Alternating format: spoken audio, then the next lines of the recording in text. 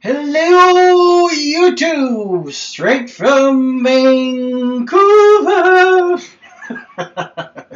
It has been a long time. Sorry about the delay. A lot of stuff happened in my personal life as well as my computer decided to go bye-bye. So I had to repair it and stuff, and finally got it repaired, and so now I am here to do a quick update. Not much to say, just move again and have a new job. But this time it's going to be for a little while, so you guys will stop.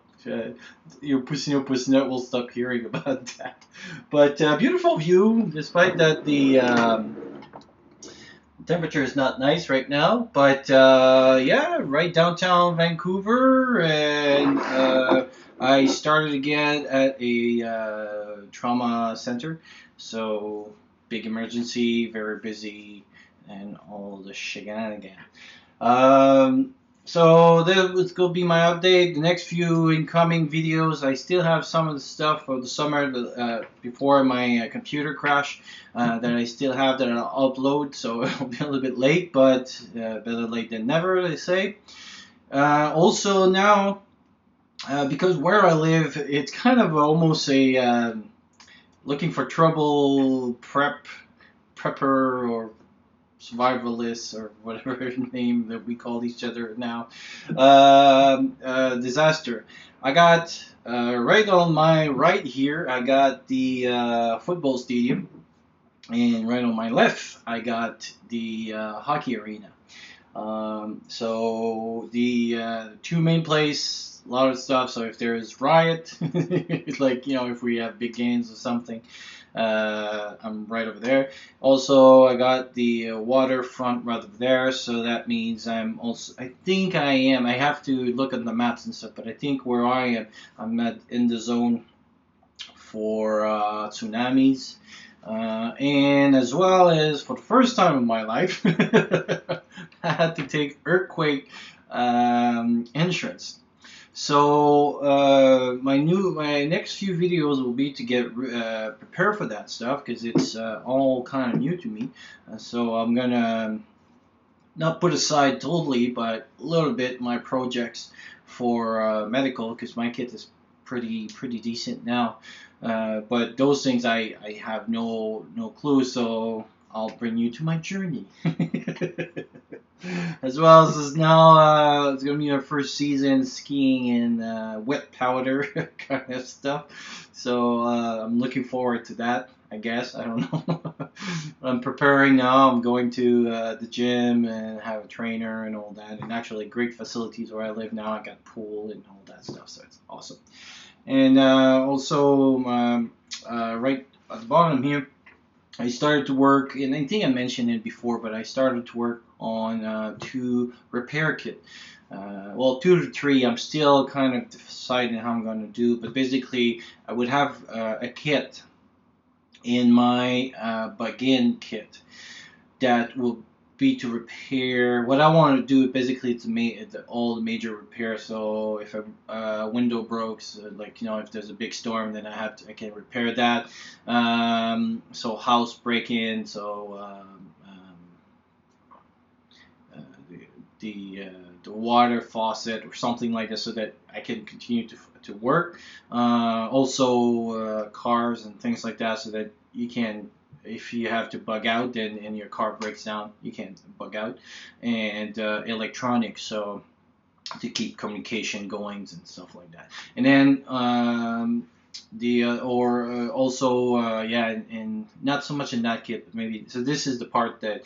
But basically, what I want to be able to, and this is what I'm still deciding which one I'm gonna have and things. And so there'll be like redundancy in some kits, Windows repairs. Pretty much, even if I'm bugging in, I'm bugging out. If I go and I'm especially now, if I'm tsunami and I have to move and I get caught in another house that has been evacuated, but I have to stay in there and the windows are all smashed in, so I have to repair that. So this is the other part that I'm gonna have. So basically, what I want to be is to do quick home repair, quick vehicle repair, and quick electronic repair, so GPS, radios, cell phones, things like that. So I'm looking for different kits and that, and it's not as easy as it seems to, because I'm looking at different stuff on the internet, and I bought a few books on how to do yourself and things, and there's not like one thing, so it's I'm grabbing different information and stuff, but hopefully it'll make a nice package at the end, because also I have like, it has to be portable, it has multiple function, like repairing a car versus a truck versus something else, it's quite different. So I'm trying to figure out, and I'm totally new to those things. So hopefully, actually in the winter, I'm going to try to do some class, like college, community college, to do things on like small engines, repairs, and things like that. So really that I have a little bit of hands-on on how to do that stuff. Also, how to repair generators. So I bought a book, actually an awesome book, and I'll talk in different videos. Um, on how to repair those, so the emergency kit with that. And slowly, by reading those kits, I'm making it. I know what the tools, and I bought different tools. Like when I see something on sales, I buy it and kind of read it and stuff. So those are the kind of videos that are coming.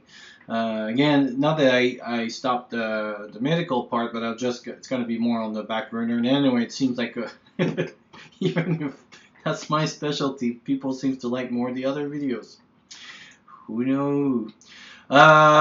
So yeah, so this is the incoming stuff that's gonna come. The next thing, so the second part of this video would be Ebola, because everybody heard about Ebola. And actually just today because again, I just got my computer, so I was catching up on my readings and stuff, and OMG, that there is such miscommunications and fear, and especially in the communities. It's almost like people are like, "Whoa, this is crisis we were waiting for, blah, blah, blah, blah. Let's close all our borders and slowly get to our MRE, and the dooms has come and everything." And even in what I'm surprised, and actually I just wrote an email that I'm expecting bad. I'm expecting a nasty response, but hey, it's fun to be hated. Even in the medical community, there's a lot of miscommunication about the stuff that they talk about. We're getting training because like I said, I work in emergency, but in BC, how we did it is that there's five or six designated center. So if we see them in emergency, we have a procedure. Like if they get to triage, we stop them, blah blah blah. And then if they're confirmed case, then we send them to those places, which are like brand new facilities, and they have all better rooms and all that stuff, so they can take care of them better over there than we are. And it makes sense. It does from the beginning. That's why I said it should be like that, because if you think the number of cases that we would see, the amount of money that would cost to have like all the high suit. And again, there's a lot of people that are confused when they see the suits that people have to wear. And I'll put a few links. Let's start with that. I'll put a few links, and actually awesome links, and some of them are medical links down. And one of them, that's what he says, is that the suit that we wear, it's not so much that the virus is more dangerous, that it requires like the whole story about airbornes and everything. It's just that when you take care of the patient, it makes more sense to have a certain level of care, just because the way you move and to down inside, like if you're in the ICU, for example, and you have to do a dressing change or whatever you take care of, and you're in there for an hour, it doesn't make sense to have the basic stuff that in an emergency, because we go in, we listen, and we go out, makes more sense to have. So that's the thing sometimes with the suits, and people like kind of freak out a little bit with those suits. But if you read now the news, like the big scare, oh my God, there was people. Yes, it looks like some of the protocols either were not followed, and there's still kind of debates on that. But a lot of people got injured. Well, got sick because of how they took care of the patient, but there were people that took care of it. And actually, in one of the podcasts that I put down, that's what you mentioned. There was this person in Dallas was in contact to about 100 people. I think that's what they were following, but up to 100 people, despite plus all the other people that was in the plane and everything, and none of them got sick. So this is what we have to keep track of. Is not, of course, in the news they'll talk about the 2 people that got sick, the 2 nurses, but they won't talk about the 100 people that didn't get sick.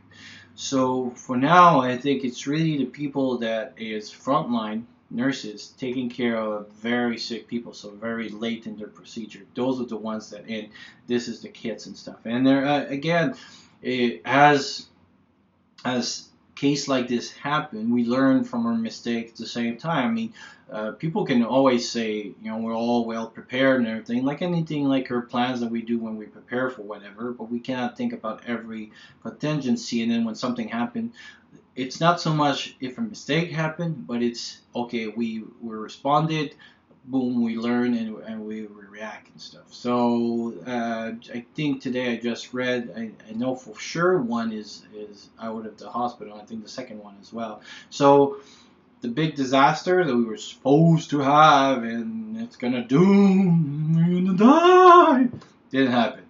So yes, it's still a possibility, because there's still some fears. There's still more possibility of more case of Ebola, because it's still not stopped over there. But there's even place in Africa now that are being Ebola free for, I think, over 6 weeks now. So they've been considered Ebola free for a while. Doesn't mean that the case won't come in, because obviously the thing will come out, but let's stay calm. That's the most important thing, and let's stay educated. And sadly, the people that talks right now, the medical guru that we have, and I really put it on that one, because when you read their things, especially being a medical professional myself, when you read what they say, it's like, it's ridiculous. So let's stay calm. Let's read about it. Let's read the right stuff about it, and ask questions.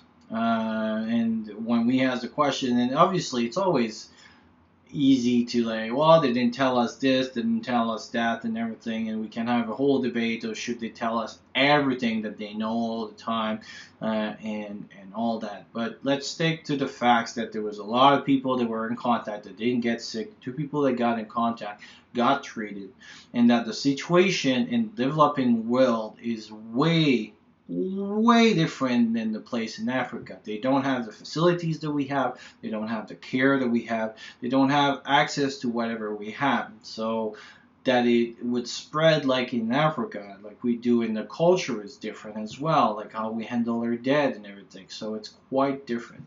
And that whole flight ban solution, simple solution to complex problem, is rarely and actually never the solution. So it's a complex problem. It has multiple factors in it, and just closing, if even, and I'll pull actually a great article on there. Even if you were succeed about doing that, it shows that some studies and things that show that it wouldn't do anything. So even if we succeed, because to really do it, to shut down all this 100%, it's impossible. It's impossible, especially in the world that we live right now. So those are simple solutions, very easy to say, let's shut down the stuff and it won't come out. The real thing is always to be prepared, always being aware of our surrounding, and stay educated about what we can do, especially with the flu season coming now. And a lot of the symptoms will be and there's still the D68 enterovirus that is going on. There's been a few cases actually in BC. We had the first Canadian that died of D68. He was a young asthmatic. So those are still coming. So just stay calm, like those t-shirts that were like things, stay calm, stay educated, and I'll put education on there and stuff, and I'll try to respond a bunch of stuff and everything. But please don't go and be with the people that just panic. See you soon.